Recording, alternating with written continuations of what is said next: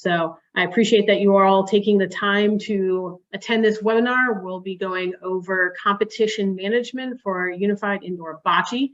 So this webinar will specifically focus on what you need to do for the setup of your competitions as you host home meets, as you're attending meets. This is what your expectations should be. So we'll dive into the background work that has to happen and pull it all together and answer any questions at the end.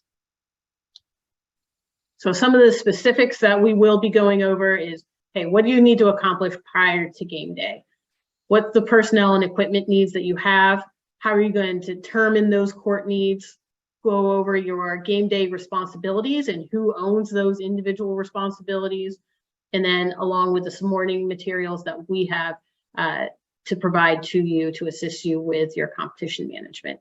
And at the end, we will go ahead and answer any questions that you have. If you have any throughout the webinar, don't feel like you have to hold those questions to the very end and forget them by the time we get there. Go ahead and drop them into the chat. Ashley's going to be managing the chat box. She can drop in some answers, and then we'll also go ahead and reply back to some of those at the end as well.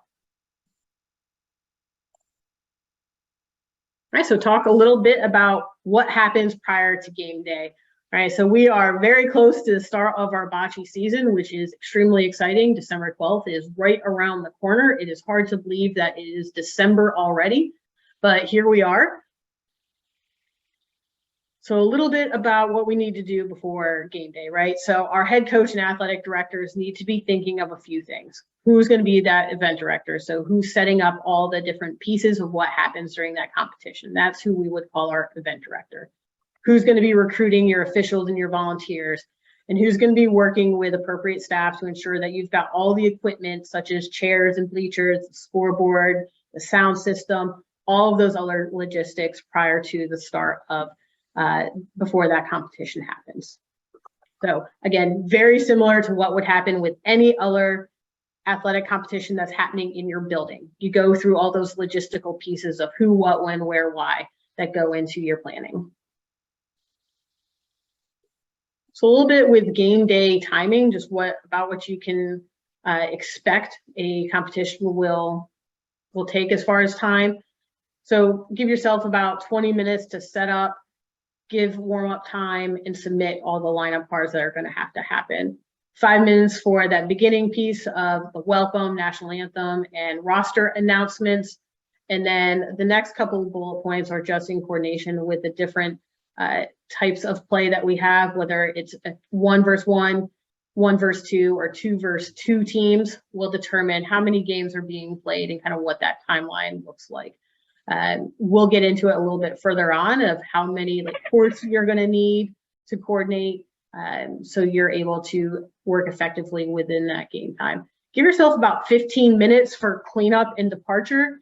And in that cleanup time, in my experience, the teams can take down a couple of courts very, very quickly. So if you're transitioning to a practice or a game that's coming up after that, this is an easy breakdown that will occur. Again, as a quick note, all these matches occur after school.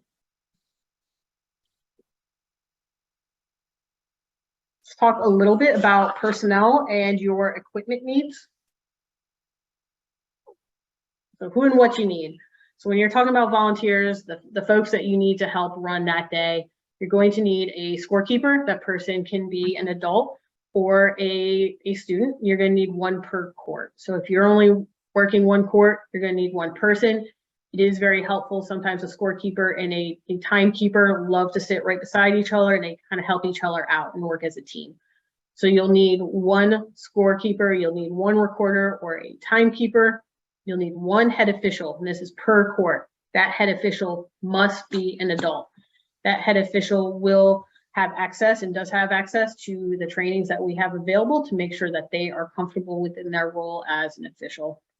The second official is a line judge, and this person can be a student or an adult. If it's a student, it should be somebody that is probably an upperclassman and is comfortable with calling fouls. So they should have a very clear understanding of what their expectation is. They're not just standing there to look awesome, but they have a purpose They should have a good understanding of exactly what they're asked to do and feel comfortable with calling a foul if they need to. That last person that you will need is an announcer. So this person can double up as your scoreboard operator as well. This can be an adult, this can be a student. A lot of times we do see students like managing this piece of it, and that is 100% okay. The more enthusiastic they are and have fun with it, the better, right? We don't want it to impede on competition, but it certainly can add some excitement to it when it's done appropriately. We do have a script that is available to assist. So when we get into supporting materials later on, this announcer isn't going to have to ad lib. We will give them a structure of which they can go off of. So when they're announcing, they have some talking points to go through and feel confident in what they're doing. Talk a little bit about gym setup here. So things that need to happen is you're going to want to pull out any bleachers so your spectators are able to watch. The electronic scoreboards, if they are able to be split, if you've got 2 courts, that is awesome. You'll also need stopwatches if electronic scoreboards are not available, and flip scores if you don't have electronic scoreboards or if they don't split. You'll need a public address system, so any way that you can be making your announcements, you're going to need that. As far as chairs, okay, so 16 chairs for teams. There's 8 chairs that you'll need at each end of the court. Don't worry, we have a diagram coming up to show you exactly what that court setup looks like. And the score table will also need 4 chairs behind that as well. So you're going to have the folks working behind the table and the coaches' chairs that will be on either side of that score table. You'll notice in here something that we've added is please make sure that you do have a couple of extra chairs. We say up to 4 in case there are any paraprofessionals or aides that will be working the match. So those aides are permitted to sit directly behind the individual that they are assisting. They do not coach. They don't have a coaching role. They are there strictly to assist the student with their individual needs. So here's a layout of what I just talked about, of all those needs, right? Of where your team chairs will need to go. At either end of the court, you're going to have 8. It's on the side of the courts. It's not at the end of the courts here, right? Score table will be centered to the court, and then have the coaches' chairs on either side. And again, at the opposite end, you'll also have the chairs for the other half of the team.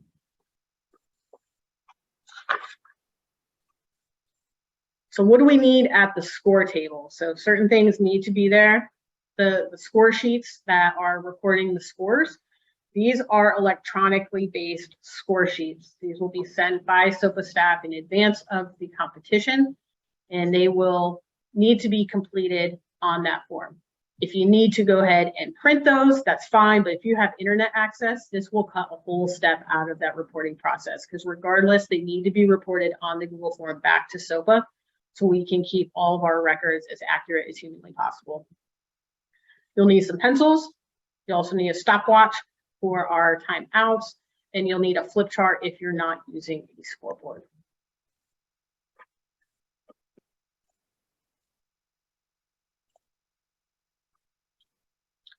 Other things that will be at that main table there is the announcer scripts. So they have something to work off of what they need to be saying, some general talking points going through the format of the games there, lineup cards that contain the rosters of each of the teams, a copy of the Bocce spectator guidelines that the announcer can also use, the national anthem recording, or have the students that are going to be singing that, and then any music that you want to play prior to the start of competition or in between games. So if you want to jazz it up a little bit, have some music playing in advance and having that on the lower level, that's great.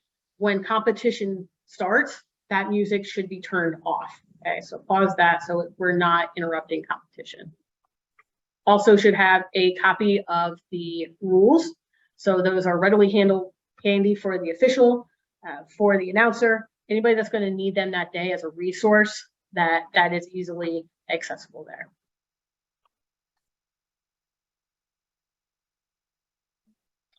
Things that your officials will need, so very, very important. These also can be put on the table before they get there, or they can have them on their own.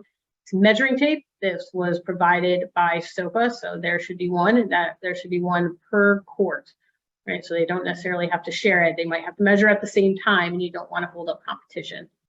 They'll need a coin to flip prior to the start of competition. You should have that handy as well, where we do not discriminate against which coin they have. They just need to have a coin. They should have a paddle as well. So that paddle can be most folks have a ping pong paddle. So that is pictured here, the red and the green on either side. Also can be a piece of like red and green construction paper, as long as they can give that visual cue of whose turn it is. That's what they really need that for, okay? Officials should also be in the provided white official polo. That is required. That is what makes them the official. They have that white official polo shirt. Also, we ask that you have those officials to wear black pants, and they should be wearing sneakers. So they shouldn't be rolling up in cutoff jeans and some hey dudes. We need them to look like the official that they are. So please have them wear the black pants and the sneakers. Turn it over to my colleague Jen Trust to pick up game day responsibilities. Hey, thanks, Lauren. So on game day, you'll see that some people have responsibilities. The first one is your SOPA liaison. So what we will do for you is we will check in to ensure that you are ready for the meet, go over any of those last minute questions and help you out. We'll ask you some questions and you are free to ask us some questions. We'll email you a link to your game day score sheets. And as Lauren said, these sheets are on a Google Doc. So you may use the Google Doc during the meet. You may print them, but you always have to end up at the end of the meet with all the information on the Google Doc so we may track it. We will attend as many meets as possible. Please note that we have a lot of games sometimes going on one day, so we will have to prioritize. And if you are a first-year school, you will have the priority for us attending. And then we're going to check in after the meet if we were not able to make the meet, see how things went, how they're going, and if you have any questions. Athletic directors, it is your responsibility that if school is closed the day of an event due to snow or some unforeseen circumstances, we've seen a couple of those this year, such as ice or heat loss, whatever that circumstance may be. The athletic director who was supposed to host the meet will call the other athletic director to let them know that they are canceled for the day. And then the two of them will work together to reschedule that meet. Okay? And then they will contact their coaches with the new date. Along with contacting the coaches, please make sure you contact your UCS liaison. We should be your second phone call after you call the other school's athletic director. In case we were planning to come up to that meet, we'd like to know before we drive to the school and find out that you are closed. So please keep in touch with the other athletic director, your coaches, as well as your liaison. The announcer's responsibilities is they will handle the opening ceremonies script. They will make sure they are announcing the team players at each court. They will announce the score of each game after the completion of each frame. They will also be announcing that 2-minute warning so that the officials, the coaches, and the team members know that there are 2 minutes left in the game and this may be the final frame.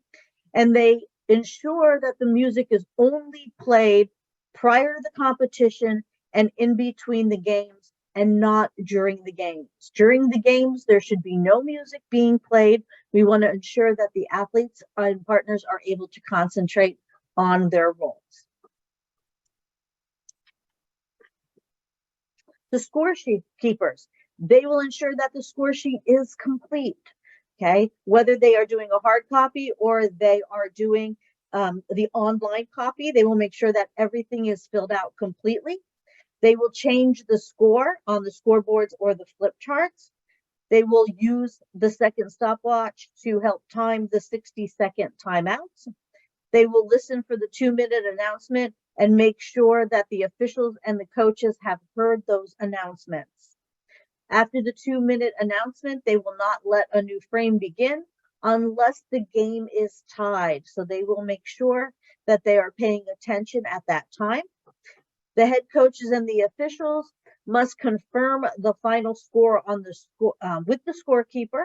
So at the end of the game, the scorekeepers and the coaches and the officials should all gather around the table, ensure that we all agree on the score, and then they will provide the announcer with that final score so it can be announced to everyone, including the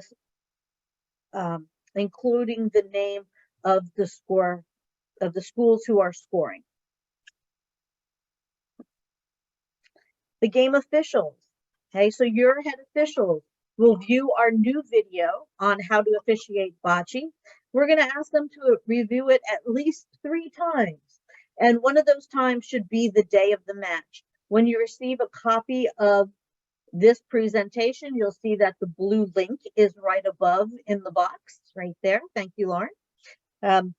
So we would also like the officials to review a copy of the bocce rules the day of the match. When they're officiating, they need to speak up to make sure that everyone can hear them, so that all the team members, coaches, other officials, timers, etc. can hear them. They need to acknowledge the coach when the coach requests a timeout. They will acknowledge only the captains of the teams who request a measurement, and they must remember that when in doubt, they measure it out. The host site head coach. Before the match, these are their responsibilities. Ensure both teams play only rostered athletes.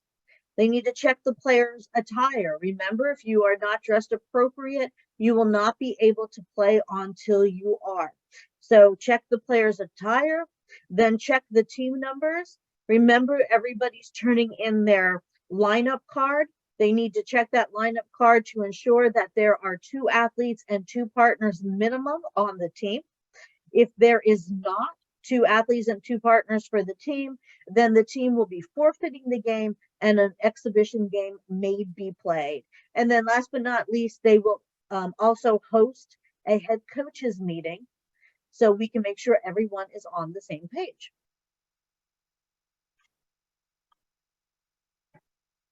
Okay. The visiting coach. Bring snacks. Okay. Actually, the head coach for either team. Bring snacks for your athletes, but please remember that no time should the athletes be eating while they are playing. Okay. Whatever they're eating is now going to get on the bocce ball, and it can make for a very sloppy situation. So please, when you're on the bench and you are playing, there should be no snacks. If the athlete must eat during the game, maybe they need to take medication, go ahead and take them out. After they roll, take them out, take care of the medication, bring them back in, but make sure that they have cleaned off their hands before they pick up the bocce balls.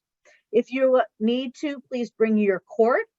Arrive at least 20 minutes early. Make sure your team is dressed appropriately upon arrival. So when you do leave school, you should be checking for sneakers. You should be checking their pants color and that they have their polo shirts on and that their captain pins are in place. Submit the lineup card as soon as they arrive. And there was one last thing on there, and that was to remember to attend the coaches meeting. All right, we're moving on to court needs and play sequence. So this is how you know if you need to bring a court.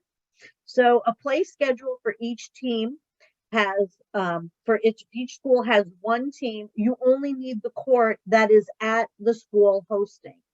Okay, so if you are the visiting team, you will not need to bring a court. You will play game 1, which team 1 plays the other school's team 1. Then you'll play a second time. School A team 1 plays school B team 1. If there is a tie break will need to be played. And we'll be going over tie breaks in just a couple of minutes. If each school has 2 teams, okay, if we have 2 teams, now we're going to need 2 courts. So the team B would have to bring their court to the school. And as you can see, game 1, court 1 will be school A, and they will be playing school B, team 1 will play. Game 1 on court 2 will be the school's Team A will be playing the two schools' team Bs. Okay. And on court 2, game 2, I think this is mixed up, Laura, now that I'm reading this. Let me try this again to make sure we have it right. So game 1 will be school A, team 1 will be playing school B's team 1. On game 1, court 2, school A team 2 is playing school B's team 2. That is correct. Then on game 2, court 1, school A team 1 is playing school B's team 2. And then on game 2, court 2, school A's team 2 plays school B's team 1. That's a lot to say, can I tell you? So basically, each of your team, your A team and your B team, will play the A team and the B team of the other school. The school who wins 3-1 or 4-0, they record the win for the match. And if there is a tie break that is needed, it will be played afterwards. We're going to go over the tie break. We're getting to that, and we'll give you more information about the new procedure for tie breaks. We should have one more slide here. So one school has one court and the other school has 2 teams. Okay, so one school has 1 team, the other school has 2 teams. Again, we're only going to need 1 court. So if you are the visiting school, you will not need to bring a court. So school A that has team 1, they have the 1 team, they will play school B's team 1, and then that school A team 1 will play school B teams 2. If there is a 1-1 tie after those 2 games, that tie break will be played.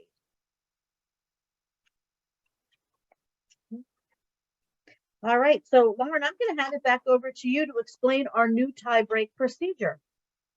Awesome, thanks, Jen. So as Jen mentioned, we'll be handling tie breaks a slightly different way this year. So with our tie breaks, so if there is a tie that does occur, if teams have equitable records at the end of a match, there will be a golden frame tiebreak playoff that'll happen there to determine which school is the winning school. Please just note that this will determine who wins the match, but that does not count towards individual team records.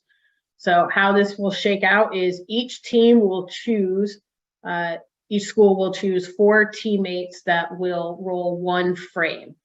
In this, the team must consist of 2 partners and 2 athletes. And if the school has 2 teams, the coach will have the choice to choose which team and which 2 athletes and 2 partners will be rolling. Okay, so you can't mix up. If you have 2 teams, you can't pick 2 from one team and 2 from another and have them join up for that. It must be from 1 team and 2 partners and 2 athletes. We'll go from there. Okay. The coin toss is used to start the frame. All rules apply. The winner after that 1 frame will be determined to be the winner of that meet. I want to cover a little bit on results tracking as well and what that looks like for this year. If any of you had joined, and many of you did, the preseason coaches webinar, we do have a number of schools that have joined up. So we have in excess of 200 schools that are participating in competitive indoor unified bocce this year, which is incredibly exciting. We are going to be hosting state level competition this year, which is also exciting. We're not going to deep dive on that. We have a separate webinar for that, but just to give a heads up and just like how important it is that the results are given to us in a timely manner. So we're slightly going to touch on this just to give you all a heads up. There is going to be some very specific, more in-depth information that will come, all encompassing, that will cover the regionals that your schools fall under, the league allotments, and exactly what all the results tracking looks like and where you can find all of that information. So I want to stay relevant to this webinar, but let you know that that information is something that is heading your way. So with results tracking, it is very important that we get that in a timely manner because standings for each individual teams will be kept throughout the season.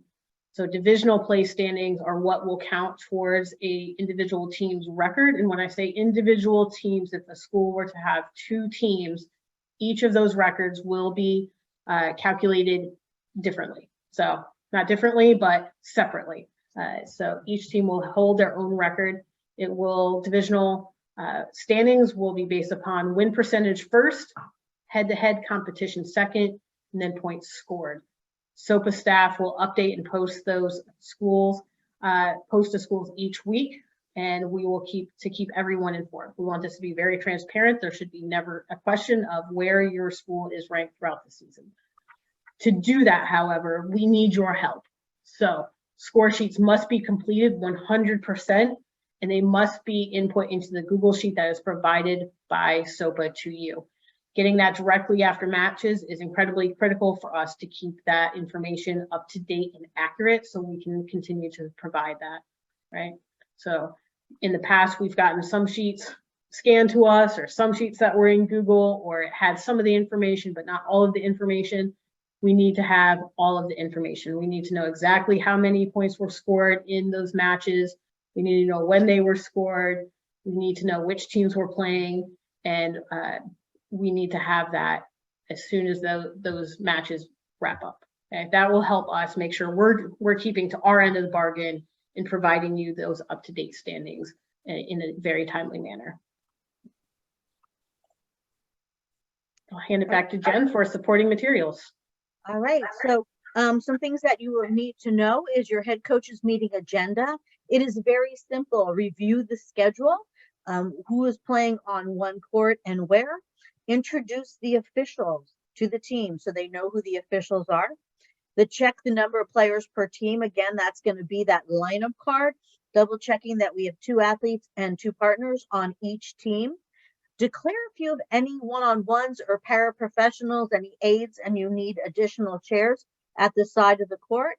And then ask about any special needs, or declare that you do have some special needs, whether they're hearing or visual impairment, whether there's a wheelchair or walker, so that we know if there are any extra time needed, or if there is going to be somebody helping another athlete or partner enter in and out of the court. So that should only take you a couple of minutes. And then you will need to provide the scripts. On the next slide, Lauren. Okay, so there is a sample script. It is on page 30 of your coach's resource guide. Please note that we have sent you the link to the coach's resource guide. And on Monday, Tuesday of next week, we should start seeing our hard copies of the books of the resource guide should be delivered by FedEx to your schools. Each school is receiving 2 copies of the resource guide. So your opening ceremonies will include a welcome, an introduction of the teams, the national anthem, and an athlete oath. Okay, so that is all included in a copy of that sample script on page 30. And then during the game, the announcer will be announcing who is playing who. They will call the captains to the foul line. They will start the game. They will do the 2-minute warning, and they will announce the score of the game. Okay, so those are your official scripts, and you will see that again on page 30 of the coach's resource guide. We've talked a lot about a lineup card, which you're going to see here on the next page. It is in the support area of your resource guide. Okay, and this is how simple it is. Under the school area, you're going to write in the name of your school. If you have one team, you will include the players who are attending that day. If they are not there, do not put them on this lineup card. Okay, the roster that the online roster Google Doc that we submitted to the school has all of your team members listed. So they will take care of scratching who is not there, but remove anyone who is not there. If you have 2 teams, there's 2 areas. Please make sure you are adding in that athlete or partner and marking off who your captains are that day. Okay. Then this is, oopsie, back to that, there you go. The game day score sheets, this is what they look like. All right, So please make sure you see at the top, the red and the green. We need to make sure we know which team is red and green. In the box directly below red and green would be the school's name. And then you will see all members of the team will be included. So your scorekeepers would have to, or the coach, whoever's going to do this, will have to remove the players who are not there. So we know how many players were at your meet. Okay. And the entering in the scores, very simple, each frame. One team gets a point. So on frame 1, whoever gets the points, either red or green, you put the number directly below the red or green color. Okay, so that is why it's important that red and green is circled at the top for each team, because the official will announce the points as something such as 1 red or 2 green. So you need to make sure you know who is 2 red or 2 green. It's important to tell us the court number, what time it started, who the court official was, and if it is a hard copy, you're going to need to make sure you get the signatures. If it is an online copy, the verification by the scorekeeper will be just fine. Okay? But that is what the score sheet looks like. Okay. Also, in the resource section of your guidebook is a wonderful document called Spectator's Guide to Bocce. This is the basics of how to play bocce. This is something that we recommend you send home with your team members, so family members have the opportunity to review it, so they know what is happening at the game, the match, so that they are not cheering inappropriately. Okay. It's also something to make sure you copy and be handing out as people attend the match, so they do understand the game as they go. And again, it's in this resource section of your bocce guidebook. So it looks like we've come to the end of our presentation. And Ashley, I know you've been watching that chat box. So can you share with us any questions you see in there? I just wanted to clarify about what a court number is. So a court number, what Jen means by a court number is if you are at a match that has 2 schools and you have 2 courts, you will assign one court to be court 1 and you will assign the other court to be court 2. So it's not a number or anything that's written on your court or anything like that. It's just a match that has 2 courts with 2 teams from each school. You'll assign one as court 1, one is court 2. I think all of the other questions, except for a couple individual circumstances, have been answered. Captain's pins are something that your UCS liaison can get to you. If you don't have any, I know I have a bunch, Jen has a bunch, we can send you some and get you captain's pins for the captains on your team. But I think captains on your teams is 1 athlete and 1 partner per team. Should be the captains. They can change per game. And I'm going just to want to give you a little reminder, make sure you get the pins back after the match so they don't get washed on the polo shirts, because they will break if you put them in a washing machine. Good call. Don't put them in the washing machine. But that was pretty much the bulk of the questions. Like I said, a couple individual circumstances where we've asked certain people to hang on. I think we covered most of it. Okay, so if you do have a question and you didn't put it in the chat box and it's relevant to the information that we just provided, please let us know and we can ask. You can ask right now or unmute yourself and ask the question, or you can type it in the inbox. Actually, I just saw a couple of 2 more just came in. Yep. So if you want to go over those.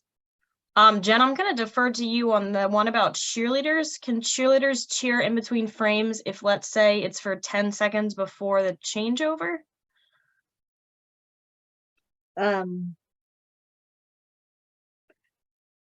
If the cheerleaders can sit on the side and cheer throughout the game, they can. I think if you're referring to a routine or something, the routine would need to be done between the 2 matches. Absolutely. Okay. But they can sit at the side. They can cheer each player as they come up to roll. That is fine. They can do the individual jump for the player as they're getting in the box. But as well as stopping anything to Do a cheer, we can't do that because we can't hold up the game. But between matches, absolutely, and before and after the match, absolutely. It looks like if you need captain's pins or you need any sort of equipment, this is just a general statement. If you need any sort of equipment, balls, paddles, connectors, pins, etc., please reach out to your UCS liaison directly. If you do not know who your UCS liaison is, you can hang around and we will let you know, but hopefully you've heard from them by this point. So contact your liaison directly to get any sort of equipment you may need, including captain's pins.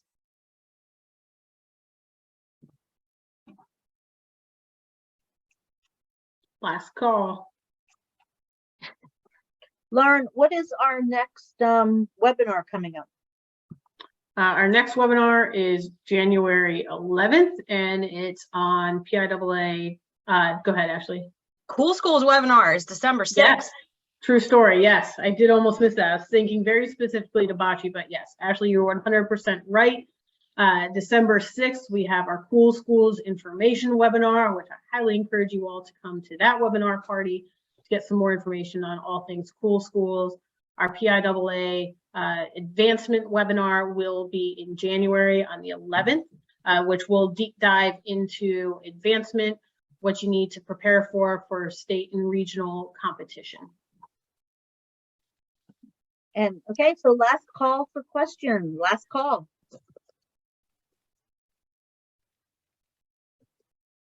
Jen, one of your schools is going to hang on to ask you some questions, just so you know. Okay, sounds good. And Cool Schools is 3:30, yes, on the 6th.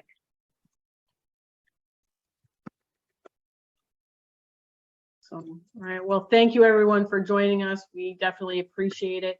Feel free to reach out anytime that you have questions. That's what we are all here for. We look forward to a ton of bocce competition happening. Like I said, we have over 200 schools. A number of them will have 2 teams, so we're looking almost to 300 individual teams competing this year. So, which will whittle down at states to 8 teams.